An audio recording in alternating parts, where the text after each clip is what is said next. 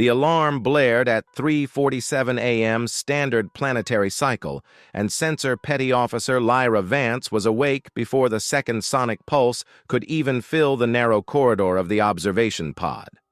She had been this way since her early days at the Academy. Her body had learned to treat any frequency above 40 decibels as an existential threat. In the Dominion Empire, those who slept soundly on the frontier rarely lived to see a second year of service. Lyra reached the control panel in 4 quick strides, her eyes still adjusting to the violet glow of the monitors. The patrol cruiser Ember Mist, her home for the last 18 months, cut through the void of the shadow belt with its usual precision. The belt was a string of dense nebulae and ancient debris fields that marked the northern edge of Imperial territory, a place where the maps ended and where young officers were sent to learn how to face the nothingness. That morning, the nothingness had answered back. "Unidentified contact. Sector Delta 9, she said to the air, activating the automatic logging protocol. Her voice sounded calmer than she felt. Mass signature. That can't be right. Lyra tapped the screen with 2 fingers and expanded the reading. The Ember Mist's sensors were capable of mapping a 1,000-foot asteroid at a distance of 12 astronomical units with a 0.5% margin of error. The object that had appeared on the edge of Sector Delta 9 didn't fit into any cataloged category. Commander David Sterling entered the cabin 30 seconds later, his pressure suit still half unzipped, wearing the focused expression of a man who never treated a night alarm as an inconvenience. He was a Velian with blue-gray skin and the composite eyes characteristic of his species, capable of perceiving light frequencies humans would never know. But when he leaned over Lyra's shoulder and stared at the data on the display, it was the first time in 3 years of service together that she saw him go completely still. "What are those dimensions?" he asked. 2.6 miles long, 2,800 feet wide. The thermal signature is heterogeneous. There are sections as cold as the vacuum and sections as hot as an active reactor. Lyra paused. "Commander, the shape. Look at the shape." The silhouette the sensors projected on the main viewer was like nothing in the Dominion database. Imperial ships followed a design philosophy engineers called integrated flow, shapes that respected impulse field dynamics, surfaces that guided energy rather than resisting it. The ship before them was the absolute opposite. It was as angular as a wound, covered in flat planes that met at angles that seemed to defy any sense of aesthetics or function. The hull was irregular, scarred by what looked like repairs made under desperate conditions. Entire sections of the outer plating had different shades, as if they had been replaced 10, 20, maybe 50 different times.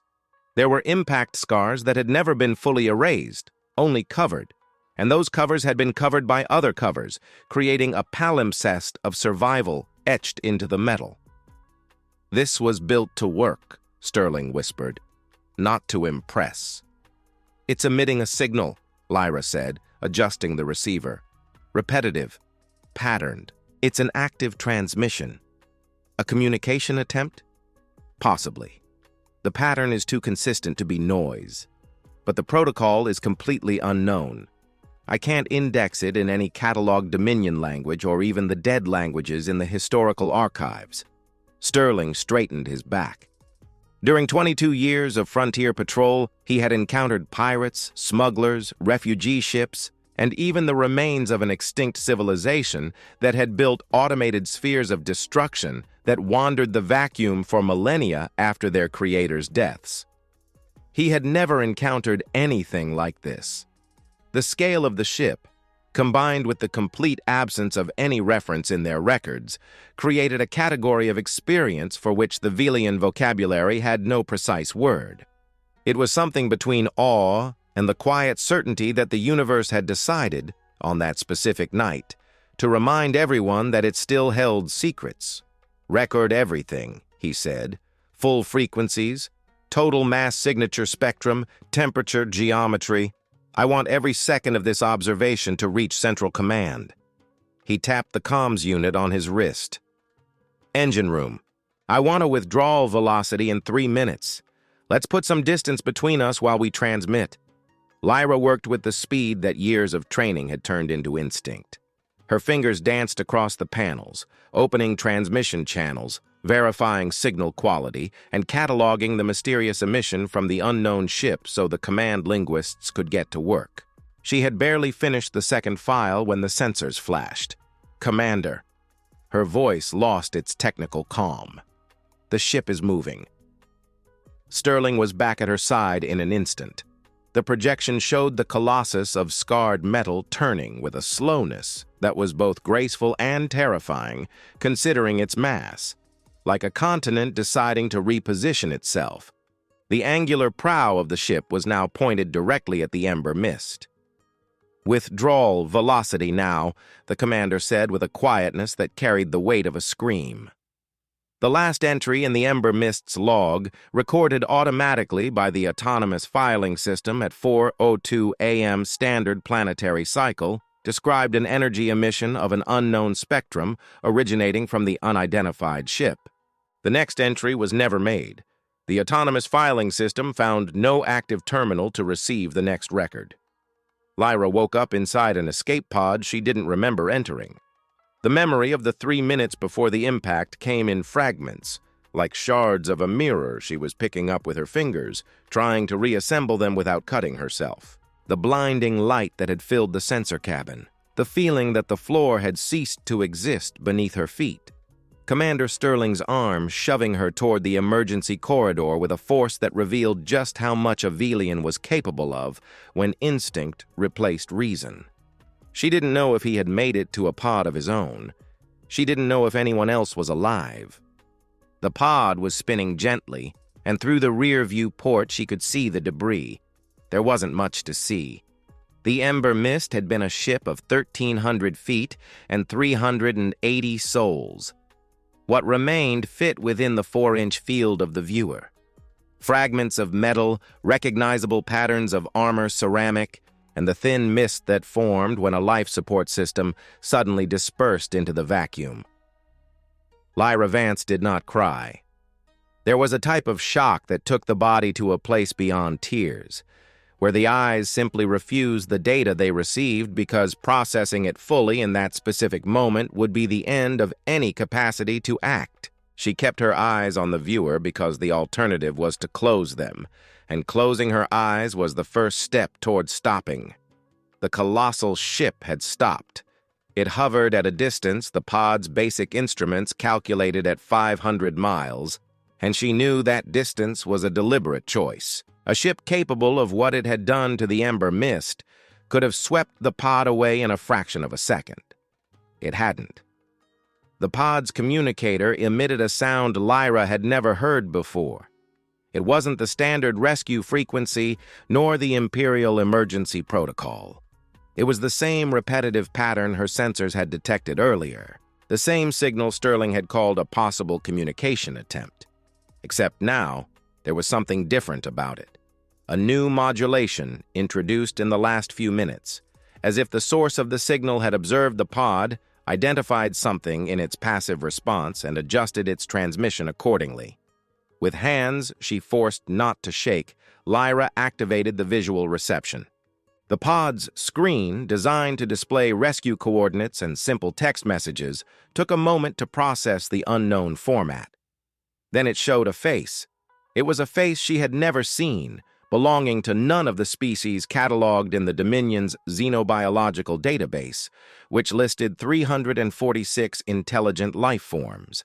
It was bilaterally symmetrical, with 2 single-pupil eyes positioned frontally, a predatory configuration. An ancient instinct whispered to Lyra.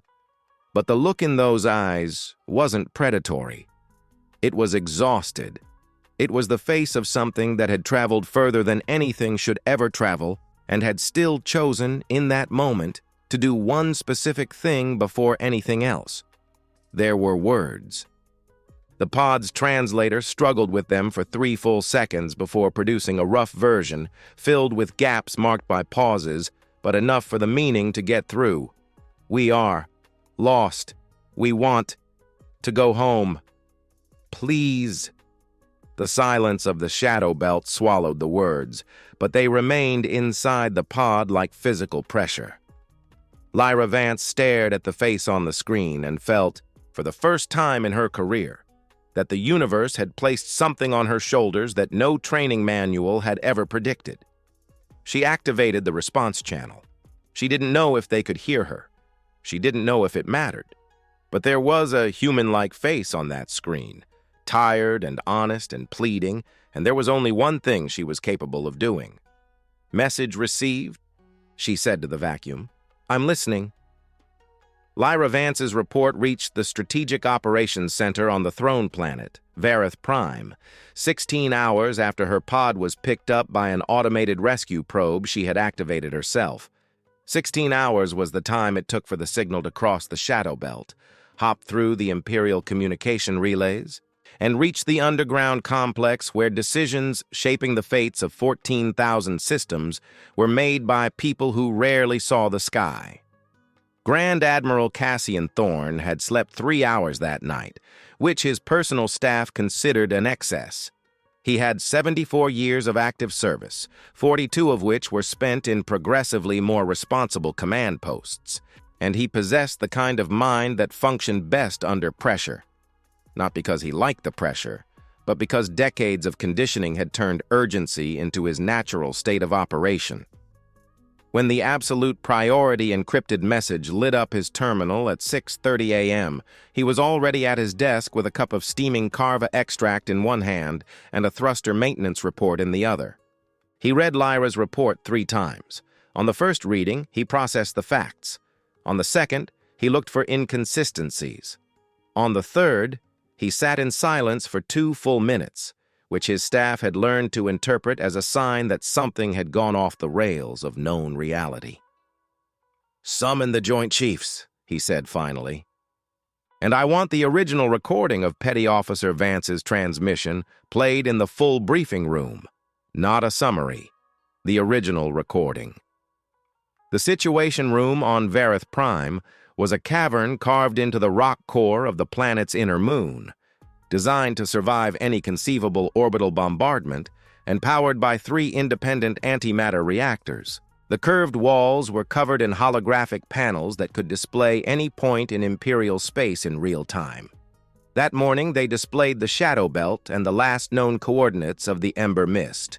Where a patrol ship had once been, there was now a cone of debris slowly expanding into the vacuum.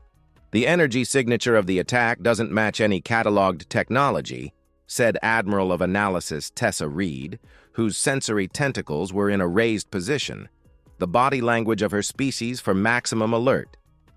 "It's not a kinetic projectile. It's not a high-energy laser. It's not an antimatter pulse. It's something we don't have the words to describe accurately because our measuring instruments weren't designed to capture this spectrum." "What do we have?" Thorne asked. "We have the sensor logs from Vance's pod, which captured the last 40 seconds before impact. And we have the direct transmission the ship sent afterward." Reed hesitated, and that hesitation was information in itself. "The face in the transmission. I ran it through the full xenobiological databases. There's no match in any catalog. A new species, or a species that has never crossed our path before. Which raises the question of where they've been until now." Thorne stood before the holographic projection of the unknown ship, generated from the Ember Mist's data in the 40 minutes before the end. 2.6 miles long, brutalist architecture, the scars, the repairs upon repairs. He was a student of war in the same way a surgeon is a student of the human body, not out of abstract fascination, but because deep understanding was the only tool that separated the survivor from the dead. And what that ship told him, when he read it like a document instead of a threat, was a very specific story. This ship had survived things that should have destroyed it, many times over. "The repetitive signal they were emitting before the incident," he said.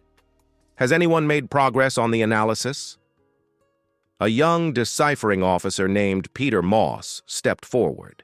He had the disheveled look of someone who had spent the entire night working and the quiet stubbornness of someone who had found something they couldn't let go of.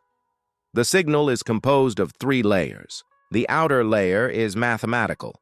Prime sequences, geometric proportions, the kind of universal language any civilization with advanced physics should recognize. The middle layer appears to be phonetic. The inner layer, which I've only partially isolated, contains what might be compressed images. He paused. It's an introductory package. It's what you send when you want to say, "We exist. We are intelligent. We have no hostile intentions." Thorne said nothing for a long moment. "They were trying to introduce themselves," Reed said in a low voice, "and we destroyed the Ember Mist before giving them enough time to finish the presentation." "The initiative to fire wasn't ours," Thorne said, and there was something in the way he said it. Not as a defense, but as a fact that needed to be established before other facts could be organized around it. The report is clear. Sterling was executing a withdrawal maneuver when the attack occurred. The ship might have interpreted the withdrawal as preparation for a counterattack, Moss said. "If they've never met us before, they don't know our protocols. A ship moving away rapidly might look, to a sufficiently nervous crew, like a ship about to strike." The silence that followed was the heavy kind. It contained the realization that there was a massive difference between an aggressor and a frightened creature that had reacted to what it perceived as a threat, and that this difference, politically speaking, was irrelevant to the 32 families who had lost someone that morning. The Imperial Order arrived at 2:00 p.m. that same cycle. Thorne read it with the neutral expression he had cultivated over decades as a shield against the need to express, on his face, what was being processed behind his eyes.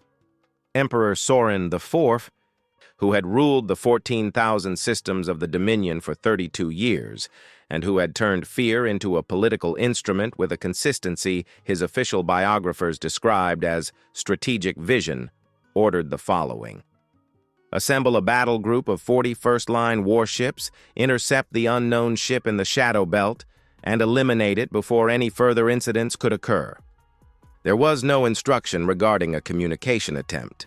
There was no mention of the introductory signal. There was no reference to the message transmitted to Petty Officer Vance. There was only a clean order, formulated with the brevity the Emperor reserved for matters he considered settled by definition. Thorne summoned the battle group.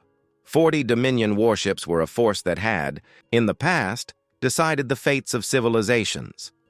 The Sovereign-class cruiser that served as the flagship was 2,600 feet long and carried the equivalent of a third of the firepower of Vareth Prime's orbital defense fleet. The 39 escort ships were a combination of heavy cruisers, fast attack frigates, and suppression destroyers, each manned by specialists who had spent years learning the art of doing exactly what the Imperial Order required. The fleet jumped to the Shadow Belt at 10:00 p.m. Lyra Vance, who had been transferred to the infirmary of a nearby relay station while awaiting transport to Vareth Prime, watched the operations telemetry feed on a wall terminal with the intensity of someone who wasn't sure if they were waiting for a result or praying it wouldn't happen.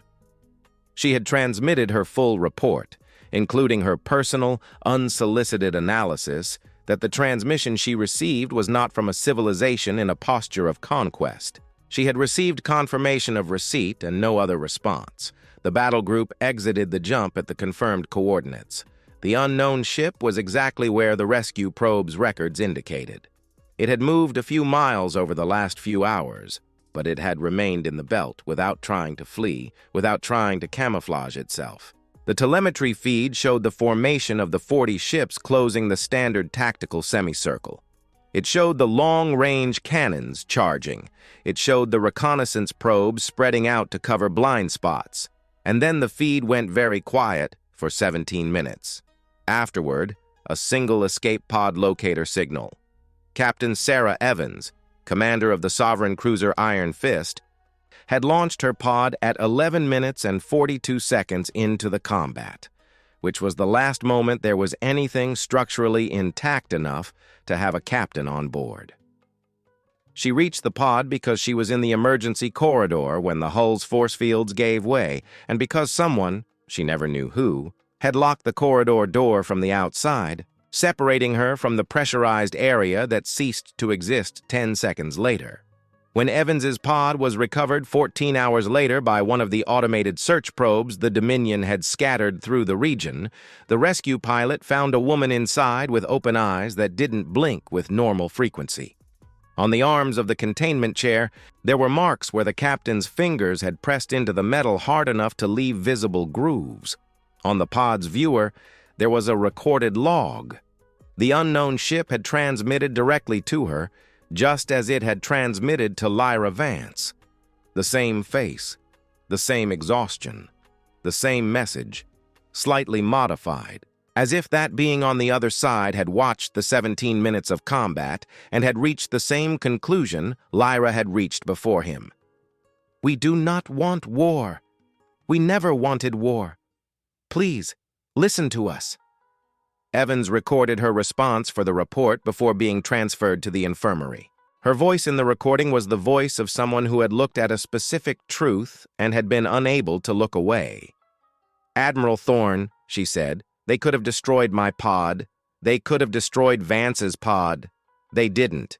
In 17 minutes of combat where they reduced 40 warships to debris, they chose 2 escape pods and let them live." A pause. "That is not how an enemy behaves."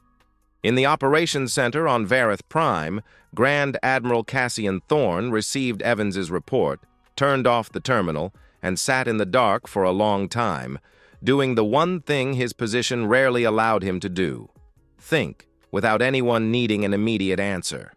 The Emperor's order for the next phase was already being processed: 300 ships, this time with no room for interpretation. And Thorne knew, with the cold and unwelcome clarity of facts that cannot be unseen, that 300 ships were going to reach the same result as 40. The question that kept him in the dark wasn't how to win. It was what exactly was being lost every time they tried. The Imperial Senate of Vareth Prime functioned in a chamber built to impress, and for 6 centuries it had fulfilled that function with monotonous efficiency. The black granite walls quarried from the outer moons of the central system rose 100 feet to a translucent dome, through which Vareth sunlight entered filtered in golden hues, giving the space the appearance of a reliquary. There were 972 seats arranged in concentric semicircles, and each was occupied by a representative of some fraction of the power that held the Dominion together across 14,000 systems. It was a place designed to make those who spoke in it feel the weight of their words before uttering them. Senator Avery Nash had learned to ignore the weight, not because she despised it, but because she knew it was a trap. The architectural weight of the chamber served the same purpose as the pomp of the uniforms and the solemnity of the protocols: to remind everyone that the institution was greater than the individuals who composed it, and that individuals should behave accordingly. It was a useful lesson for maintaining order. It was a dangerous lesson when the order needed to be challenged. Nash stood up before the Imperial Chancellor could close the emergency session that had been hastily convened 21 hours after the Second Fleet's report reached the Senate. She was a 60-year-old woman who carried the natural elegance of the Therans, her species, a fluid bipedalism, very dark blue skin that absorbed ambient light, and pupilless white eyes that many found disconcerting in a negotiator. She had represented the Maris sector for 31 years and had developed, over that time, a specific reputation. She was the person who said, clearly and without drama, what everyone else in the room was thinking but calculated to be inconvenient to express. "Senators," she said, and her voice wasn't loud, but the chamber's acoustic system was designed to carry the tone of someone who had something to say. "We are about to make a mistake from which there will be no recovery." The Imperial Chancellor, a 4-armed Drevian named Oswald Crane, tilted his head toward her with the formal cordiality that meant, "You have 60 seconds before I close this topic.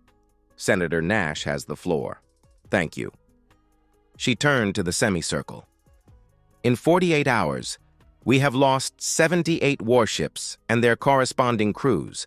The Emperor proposes to resolve this situation by sending 300 additional ships to do what 78 could not. I would like to ask the senatorial body what specific hypothesis we are operating under that makes us believe this result will be different. The chamber reacted with the restrained murmur that preceded discussions promising to be uncomfortable. The Drevian senator from the inner orbit, a close ally of the Emperor named Victor Selm, stood up before she finished her sentence. The senator simplifies the issue. The Emperor is not suggesting that repeated brute force will produce a different result. He is suggesting a mobilization massive enough to create a containment perimeter that, with respect, Senator Selm is describing exactly what I described using different words, Nash said, without raising her voice. A containment perimeter against a ship that destroyed 40 ships in 17 minutes requires, by any tactical calculation I know, a number of ships we do not have available without leaving critical sectors unguarded. And it still assumes that physical containment is the appropriate instrument for this situation. What instrument does the senator suggest? Selm asked, with the tone of someone who anticipated the answer and had already prepared his rebuttal. The instrument they have already offered us 3 times. Nash tapped the panel in front of her seat, and the chamber's main screen displayed the transcript of the transmissions. 2 to the pods. One that had reached the Vareth Prime Operations Center through the search probe's communication relay. They transmitted messages to the 2 survivors of the combat we initiated to destroy them. They did not destroy the pods. They transmitted to the survivors. This is not the behavior of an occupying force or an aggressive power. It is the behavior of someone who wants to be heard and has no other instruments to communicate that desire besides leaving their interlocutors alive. That is anthropomorphizing an unknown threat, Selm said. It is observing a repeated behavioral pattern. Nash's voice remained steady. They transmitted before the first incident, when the Ember Mist detected them. They transmitted after the first incident to Petty Officer Vance. They transmitted after the second incident to Captain Evans. On 3 occasions, with technology that has demonstrated the capability to sweep us from the field like a dustpan, they chose communication over extermination. She allowed a second of silence for that to sink in. The question is not whether they are dangerous. It is obvious they are. The question is whether the danger they represent is intrinsically aggressive or if it is a response to a perception of threat from our side. There was a moment of low, diffused noise that the chamber produced when positions were reorganizing internally. Nash knew that sound. It was the sound of people who had arrived at the session with a formed position and were, discreetly, checking if it still held up. Senator. It was a different voice.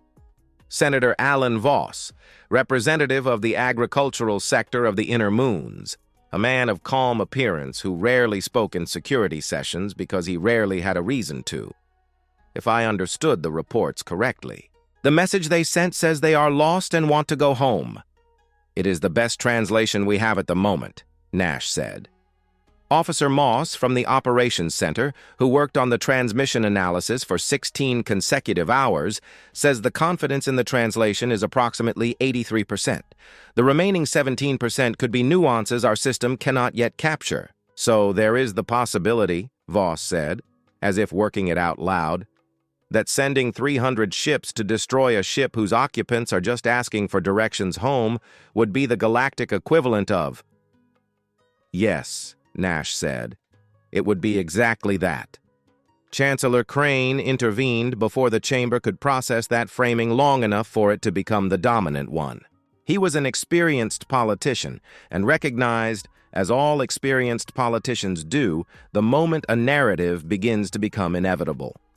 Senator Nash raises points that deserve consideration.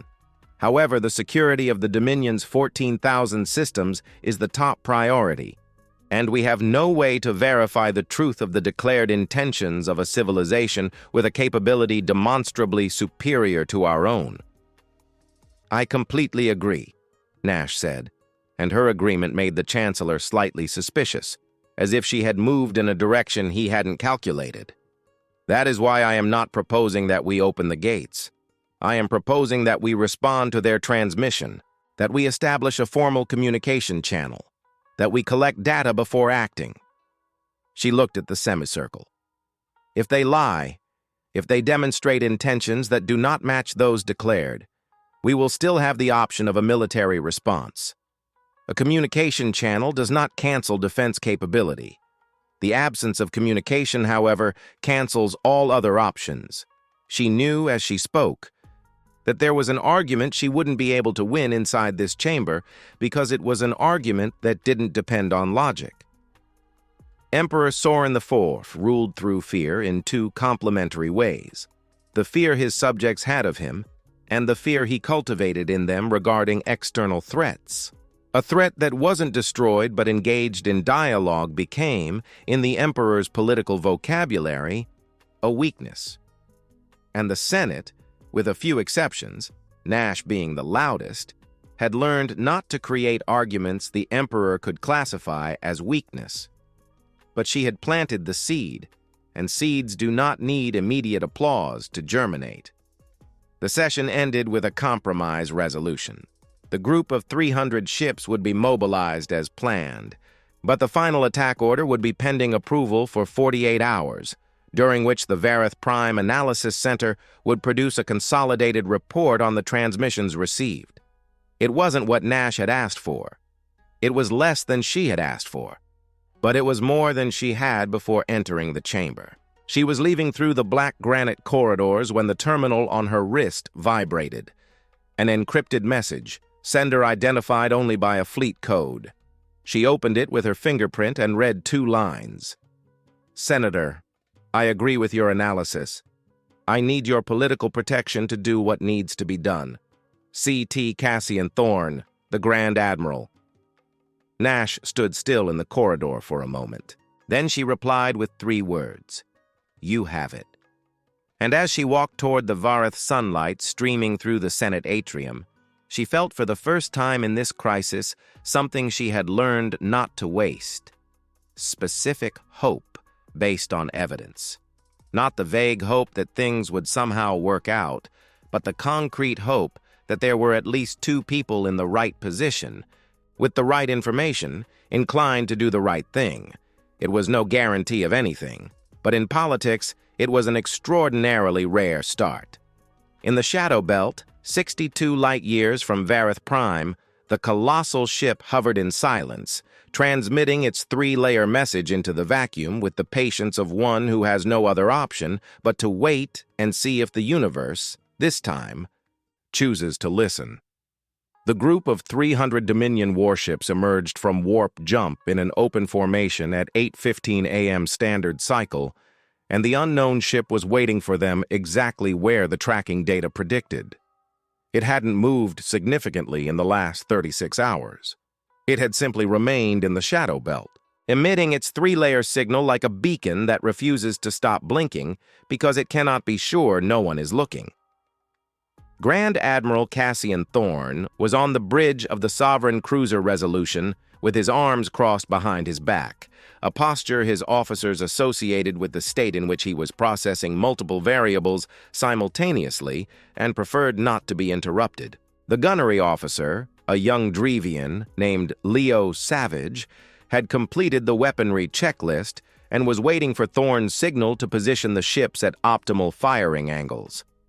"Admiral," Savage said, with the formal precision young officers use when they want to demonstrate they are ready and only awaiting authorization, "attack formation can be established in 8 minutes. Fire saturation calculations indicate that a coordinated salvo from all 300 ships will produce an energy intensity 10 times higher than what the target ship demonstrated it was capable of absorbing in the second encounter." Thorne said nothing for 3 seconds. Then he said, "What is the confidence margin for that calculation?" Savage consulted the panel. 76%, Admiral. The main variable is the unknown regarding the ship's defense systems. We assume they don't scale linearly with attack power, but we don't have enough data to... 76%, Thorne repeated, not as an approval, but as a note. The consolidated report from the Analysis Center has been on my terminal since 6:00 a.m. I want you to read Section 4, Officer Savage. Savage blinked. Section 4 of the Analysis Center report described the ship's behavior in the 3 previous interactions with the Dominion.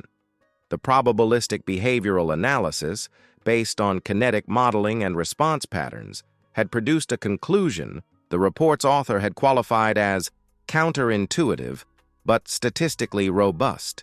In all 3 interactions, the ship had used the minimum force necessary to neutralize the perceived threat, and not a single joule of energy beyond that. In the 17 minutes of the second combat, it had had the opportunity to destroy the escape pods at least 14 times, according to trajectory calculations. It hadn't done so in any of them. The analyst's conclusion was direct. The ship was not operating with the logic of extermination. It was operating with the logic of containment. "I read it, Admiral," Savage said. "The analysis is convincing, but operational precedents are clear about..." "Operational precedents were written for situations where we had more information than we are being forced to work with now." Thorne turned to face Savage directly, and the officer recognized the look. It was the look of someone who had reached a conclusion some time ago and was checking if the people around him had reached the same one. "I want you to tell me, with the honesty of an officer, what you think will happen if we give the attack order." Savage wasn't brave enough or foolish enough to say what the career protocol suggested.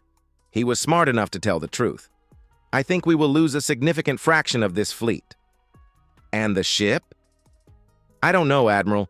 It's possible the concentration of fire will produce a different result. It's possible it won't.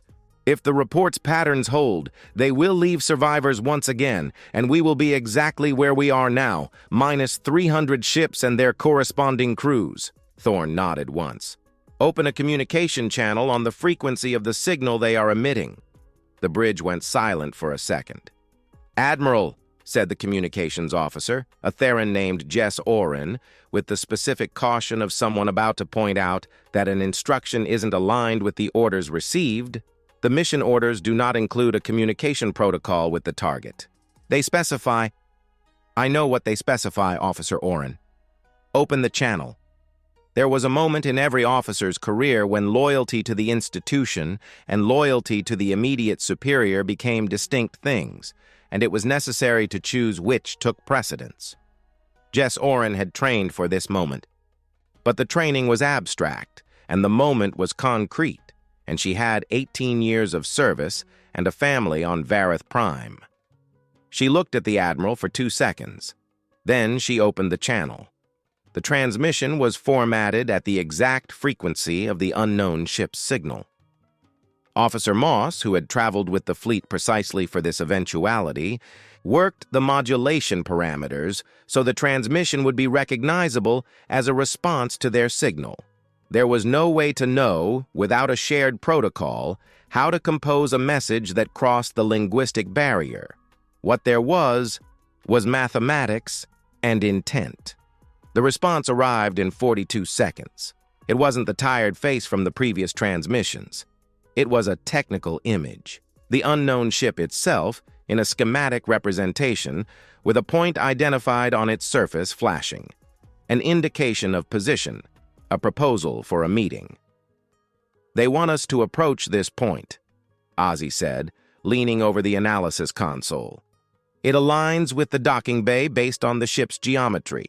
They're proposing an entry dock." "Admiral."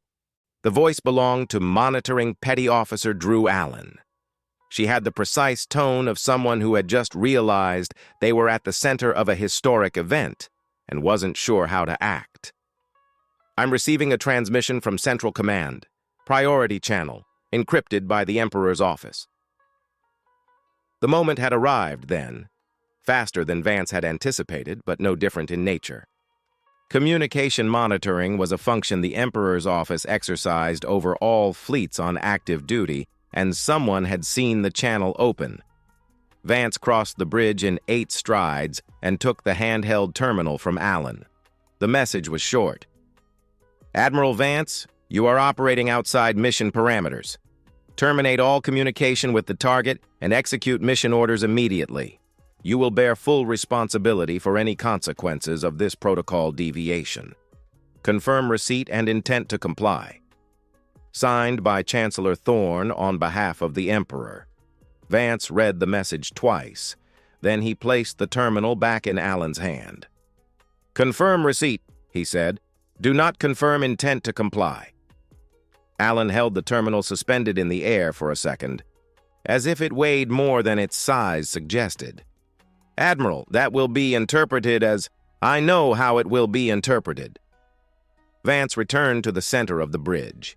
He had made the decision the night before in the dark of his office on Vareth Prime, but there was a difference between a decision made in thought and the same decision made in action before a crew of 117 watching him.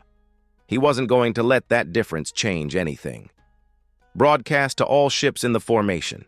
Maintain current position, no attack maneuvers. Await instructions. Yes, Admiral. And prep a mid-sized escort shuttle. I'm going to the indicated docking point personally. The bridge fell into the kind of silence that exists when a group of people simultaneously processes the magnitude of what they've just heard. It was Sawyer who spoke first. Admiral, with all due respect, I'm going with you. Vance stared at him for a moment. Why? Because if the Admiral is willing to risk his career and freedom for this, the probability that he's right is high enough that I'd rather be there than not. A pause. Besides, someone needs to watch your back if things go south. There was a sound on the bridge that no one had planned. 2 or 3 people laughing softly, the kind of laughter that releases a specific kind of pressure. Vance looked at Sawyer for a moment longer than necessary. Assemble a team of 6. Armed, but with explicit instructions not to draw any weapons unless I give a direct verbal order. Is that clear? Crystal clear, Admiral. The escort shuttle detached from the formation at 9:03 a.m. and moved toward the docking point the unknown ship had indicated. 300 Dominion warships remained in an open position, without attack maneuvers, as if they had been paused by the weight of a moment that none of their regulations had foreseen. When the escort reached 200 yards from the colossal ship's hull, Vance could see with his own eyes what the sensors had described. The repairs upon repairs, the impact scars that weren't erased but covered, the angular architecture that didn't ask permission to exist. It was the ship of a civilization that had learned the universe offered no guarantees and had built its vessels accordingly. The docking door opened. There was light inside, and on the other side of the light, a being stepped forward. Bilaterally symmetrical, forward-facing eyes, an expression Vance couldn't read with certainty, but which behavioral analysis reports classified as non-threatening openness combined with significant fatigue. The being wore a pressure uniform with markings no one on Vareth Prime could decode, except for an acronym engraved on the right shoulder, UNSC. Behind this being, Vance could vaguely see others in the illuminated corridor. Different heights, different proportions, different colors. A crew that seemed to be composed of multiple varieties of the same base species, which in itself was extraordinary. The being extended a hand toward Vance, palm open, and waited. Vance knew the universal gesture of species that had reached the same evolutionary conclusion on how to approach a stranger without showing hostility. Visible hands, open posture. After 300 years of interstellar diplomacy, the Dominion had cataloged versions of this gesture in 87 different species. He extended his own hand, palm open. The contact lasted 2 seconds. The being's hand was warmer than Vance had expected, and firmer. Then both stepped back, and the being opened its mouth. The portable translator Ozzy had configured over the last 20 hours produced, with 79% confidence, the words, "I am Captain Elena Vasquez of the UNSC Persistent Horizon. Thank you for listening." Vance replied in his native tongue, knowing the translator on the other side, because the being clearly had one, would process it the same way. Admiral Casseth Vance, Imperial Dominion. The thanks are mutual, Captain. And in the vacuum of the shadow belt, with 300 warships hovering in the background like heavy punctuation that hadn't yet decided what it meant, two beings from civilizations that should never have met looked each other in the eye and began the hardest and most necessary work the universe produces, understanding the other before acting. The briefing room of the UNSC Persistent Horizon had been the ship's mess hall at some point in its history, and the story of that conversion was written into the environment just like all the other stories of that ship. Not erased, just layered over. The original tables had been replaced by modular work surfaces, and on the walls were layers of markings, charts, and calculations that different crew members had added over time without ever removing the previous ones, like a geological accumulation of thought. The ceiling had a dent that no one had fixed, only reinforced from the inside, and over it, a representation of a night sky had been hand-painted, a sky none of those present had ever seen in person. Casseth Vance noticed the painted sky before sitting down. It had the look of something someone had made a long time ago with improvised tools, with the focus of someone who needed to remember something at risk of being forgotten. There was a star in the center, larger than the others, marked with a red dot and the letters Sol in a language he didn't recognize. "Our home star," said Captain Vasquez, who had followed his gaze. Her translator had improved in the last few hours, thanks to the joint work of Ozzy and a linguist from the human crew named Dr. Irina Pavlova, a small woman with white hair and dark eyes who treated the language barrier with the specific impatience of someone convinced that solutions exist and it's just a matter of finding them. We call it Sol. It's a very old word. It simply means our star. "Where is it?" Vance asked. Vasquez hesitated, and in that hesitation was the weight of an answer she had waited a long time to give, and yet it hadn't become any easier. "That is what we need to discuss, Admiral." The room was set up with delegations on both sides of the table. On the human side, Vasquez, Pavlova, a chief engineer named Marcus Webb, who had been introduced as the one responsible for propulsion systems, and two other crew members who remained silent, but whose eyes moved in a way Vance recognized as constant professional evaluation. On the Imperial side, Vance, Sawyer, Ozzy, and two analysts recording every exchange in real time for transmission to the operations center. There was a difference Vance had noticed from the first few minutes, one that deepened as the hours passed.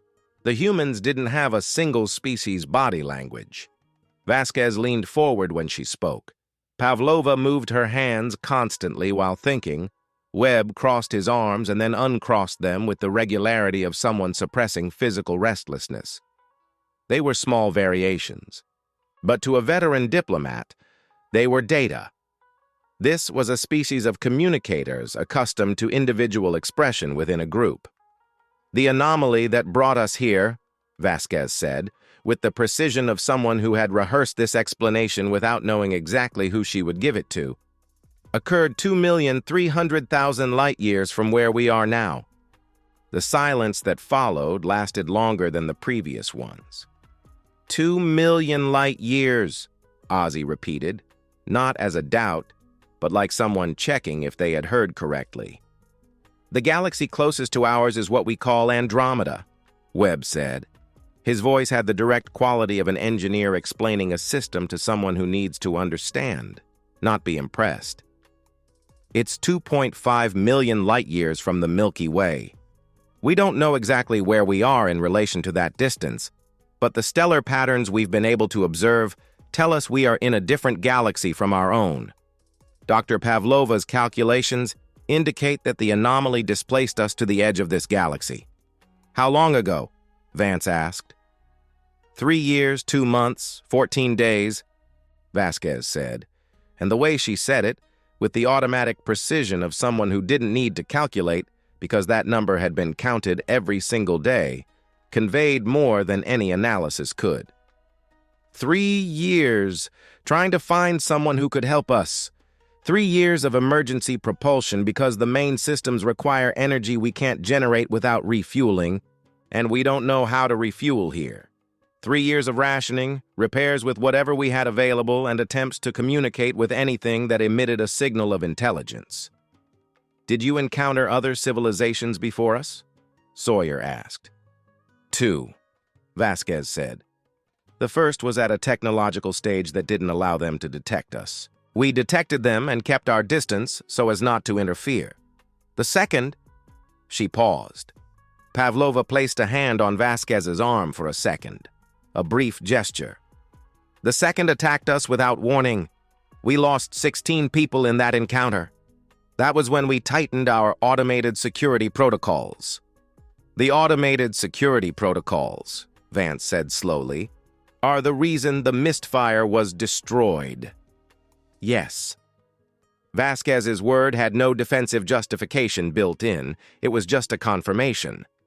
Our systems interpreted the rapid breakaway maneuver as preparation for an attack, following the activation of weapon systems we detected on the cruiser. The automated response was triggered before I could manually override it. A pause. I know what that means. I know how many lives it cost. I have no way to reverse it. What I can do is tell the truth. It was not our intention, and I carry the weight of that. There was something in the way Vasquez said it that Vance had seen few times in his decades of diplomatic service. No appeal to mitigating circumstances, no shifting of responsibility. A captain taking ownership of what had happened under her command, even if the technical mechanism was beyond her control at that moment. It was a type of honesty that in imperial politics had become so rare there was almost no vocabulary left to recognize it. 300 warships are 1,200 miles from us right now, Vance said, with orders from the Emperor to destroy this ship. I know, Vasquez said. What stops us from executing those orders? Nothing I can do physically. She looked at him with the eyes he had seen on the transmission screen, tired and honest. If the Admiral decides he must follow his Emperor's orders, there is nothing I can do to stop it. We can defend ourselves. We can cause significant damage. But 300 ships with that level of coordination is a different scenario than what we've faced before, and I can't guarantee that all 263 members of my crew would survive that scenario. She didn't break eye contact. What I can offer is what I have. The truth about who we are and what we want, and the demonstration of what we chose not to do when we had the capacity to do it. They could have destroyed the entire Second Fleet, Ozzy said to Vance in a low voice in the Imperial language. The trajectory calculations... I know, Vance said. He knew the technical conversation in the Imperial tongue was likely being recorded by the human translation system. But there was something liberating about acknowledging it out loud. The analysis report was very clear about what was not destroyed when it could have been. Webb leaned forward. I can help here. He opened a portable holographic panel that projected a representation of the ship's systems. These are the logs from our energy management system during both engagements. I can share this directly with your analysts if it helps. It shows precisely how much firepower was used versus how much was available. He left the hologram in the air between the two delegations. We didn't use even a third of what we had available in either encounter. It was an offer of transparency Vance hadn't expected. The idea of sharing combat system data with a foreign power, especially one that had demonstrated superior military capability, was, in Imperial strategy manuals, one of the things you simply didn't do. But Webb had put the data in the hologram without being asked and had waited. That spontaneity was itself information about how that crew had learned to operate after 3 years of isolation, without the layers of strategic protocol that accumulate when there is something to lose. When you've already lost so much, what remains is the direct approach. Vance signaled to Ozzy, who began copying the data. Over the next 3 hours, the conversation deepened in directions neither side had fully anticipated. The humans described their civilization with the mix of pride and self-criticism Vance had noticed in the best Imperial diplomats. They acknowledged historical flaws without using them as excuses for the present. They acknowledged achievements without using them as a license for arrogance. They described a species that had nearly destroyed itself multiple times throughout its history and had, each time, found a way to continue that wasn't inevitable, but chosen. There was a moment Vance held on to with special attention. Pavlova was explaining a linguistic problem, how the translation system had learned to differentiate emotional tones in the imperial language, when Sawyer, who had remained silent for hours, asked something that wasn't in the interrogation scripts. "How do you choose who leads?" Vasquez answered without hesitation. "It depends on the context, but generally, whoever demonstrates they will carry the weight of what they ask others to carry." Sawyer processed this. And who decides who has demonstrated that? The others. And if the others are wrong? Vasquez smiled, and it was the first time Vance had seen that expression on her face. It wasn't the satisfaction of having an easy answer. It was the recognition of a good question. Then we try again. It's not a perfect system. It's a system that tries to learn from mistakes without letting the mistakes erase who we are. At 7:40 p.m. Standard Cycle, Vance's terminal vibrated. A message from the Emperor's office with maximum priority, code red. Confirmation that the attack order was 12 hours away from being executed by a different force if Vance didn't confirm compliance. The Emperor had activated a secondary line of command. Vance read the message, folded the terminal, and put it in his pocket. "Captain Vasquez," he said, "I'm going to need something I've never asked of a foreign power in 42 years of service." "What is it?" "We need to work fast." The 12 hours that followed were the kind of time that feels folded in on itself. Long enough for many things to happen, short enough that none of them could happen with the attention they deserved. Later, when Vance tried to reconstruct the sequence in his memories, he would find that the events compressed into scenes, and the scenes had the intensity of someone who knows they are building something that cannot be redone. The message to Senator Natalie went out at 8:15 p.m. It was encrypted at the highest available level and contained two elements: a compressed summary of the last 8 hours of negotiations and a specific request. Vance wrote the request with the precision that 36 years of coded communication had given him. No ambiguity, no sentimentality, with the clean hardness of someone who knows it will be read by someone who needs to act, not deliberate. "I need 48 additional hours in parliamentary authority to continue negotiations.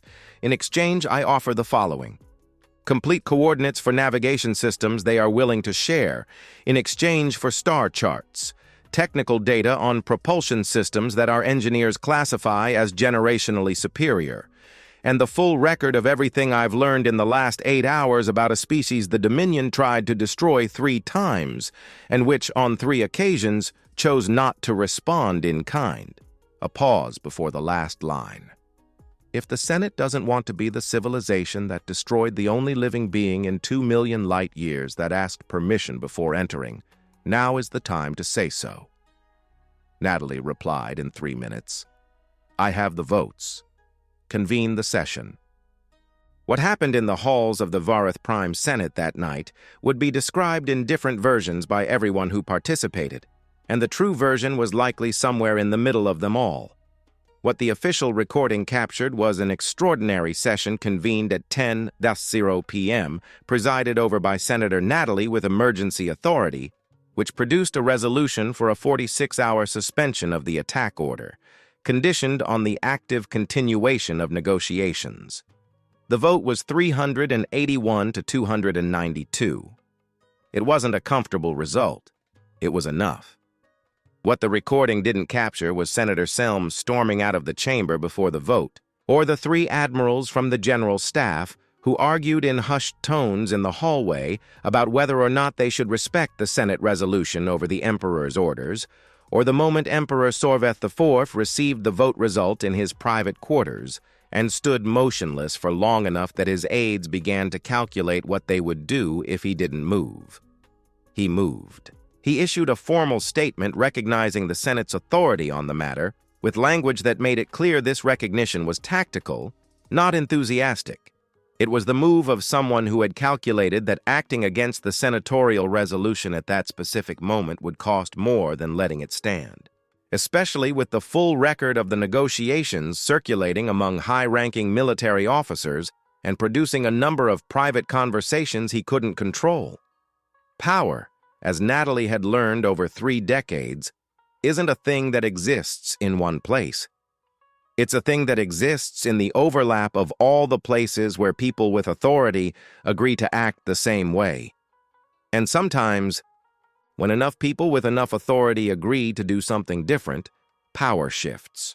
On the UNSC Persistent Horizon, Webb had slept for 4 hours in the corridor outside the negotiation room because he couldn't go any further without stopping. He had woken up to find that Ozzy had reached the same solution he had for the jump modulation problem they were discussing before sleep, through completely different paths. They spent the next 2 hours comparing approaches with the enthusiasm of engineers recognizing that their methodologies had never met before.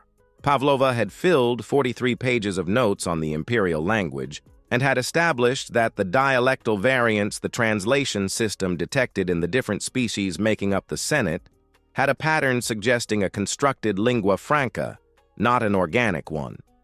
She found that the original languages of at least 4 of the main species showed traces of mutual influence indicating contact prior to the Dominion.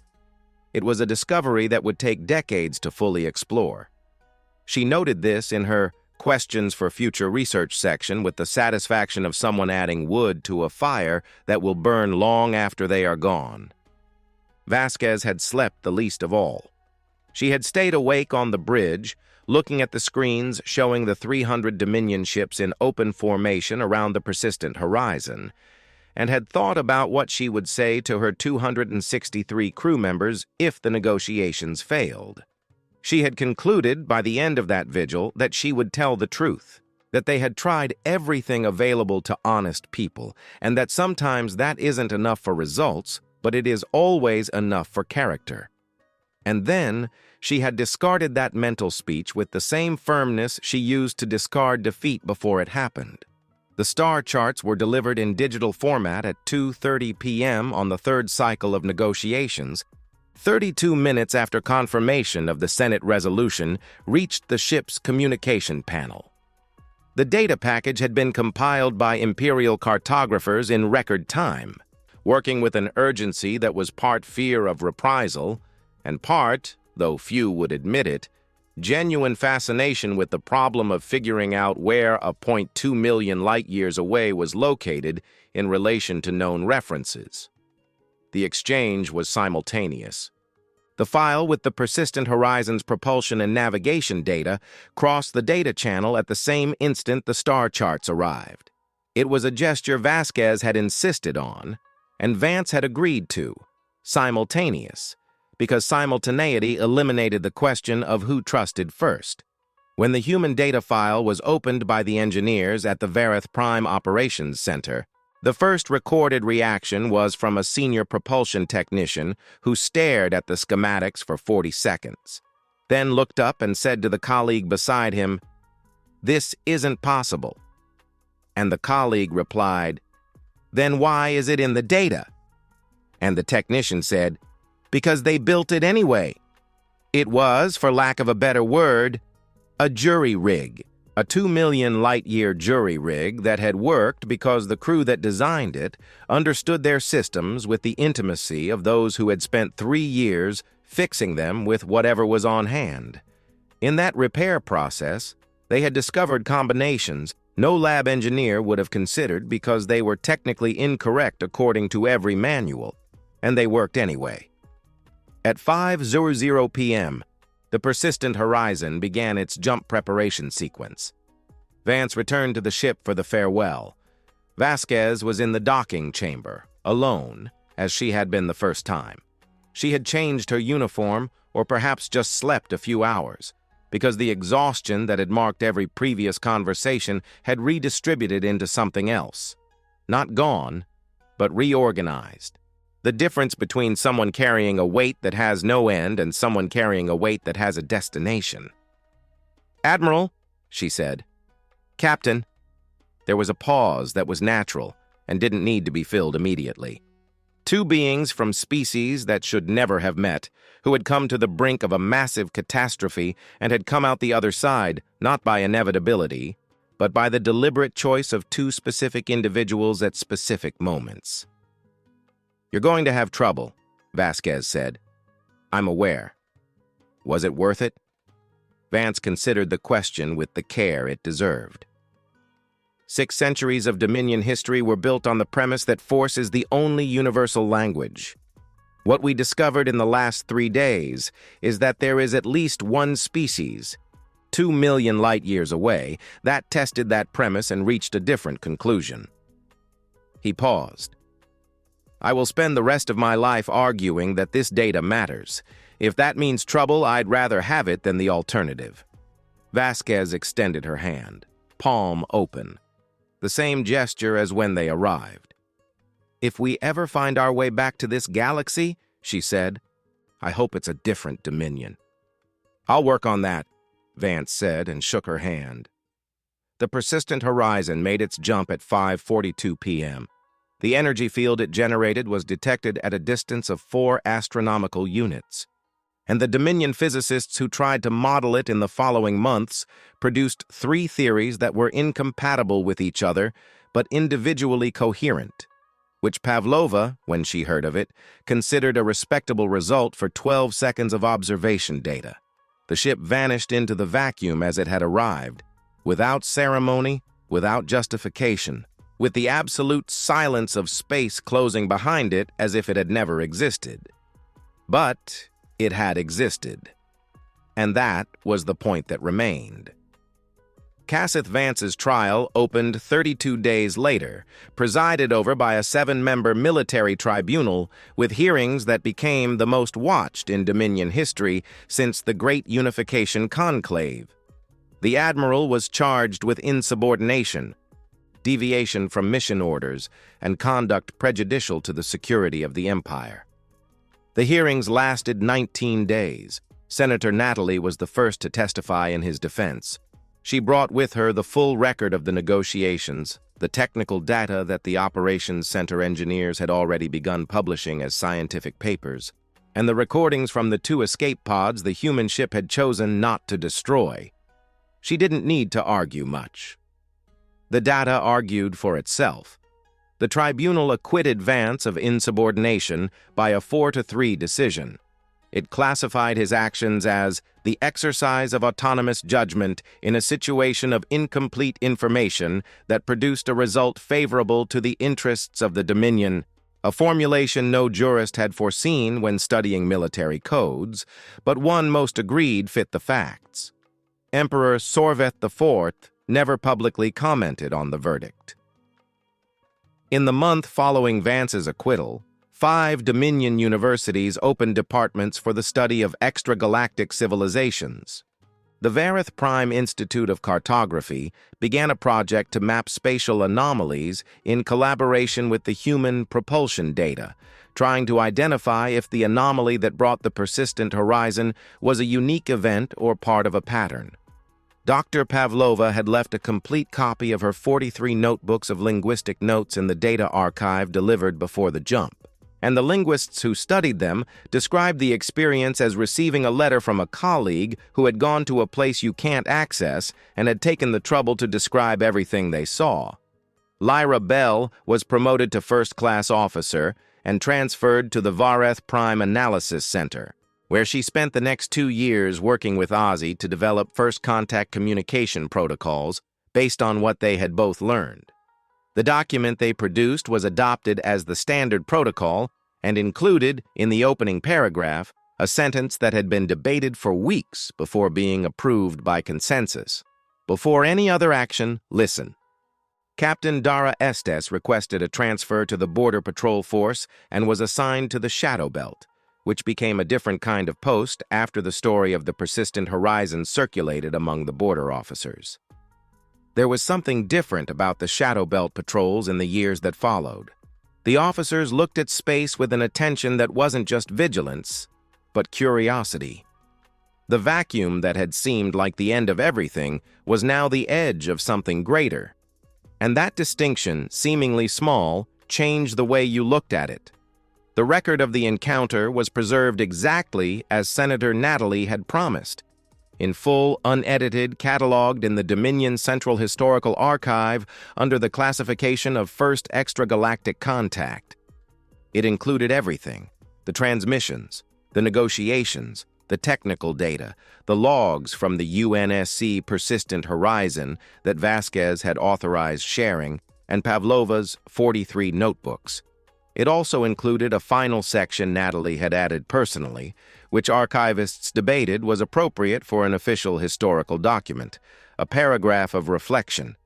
Natalie had written, "The Dominion existed for 600 years under the premise that security is bought with power. For 3 days, we faced proof that this premise is insufficient.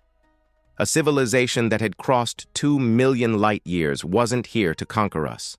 It was here because it was lost, and it asked us for help, and we tried to destroy it 3 times before listening to what it said."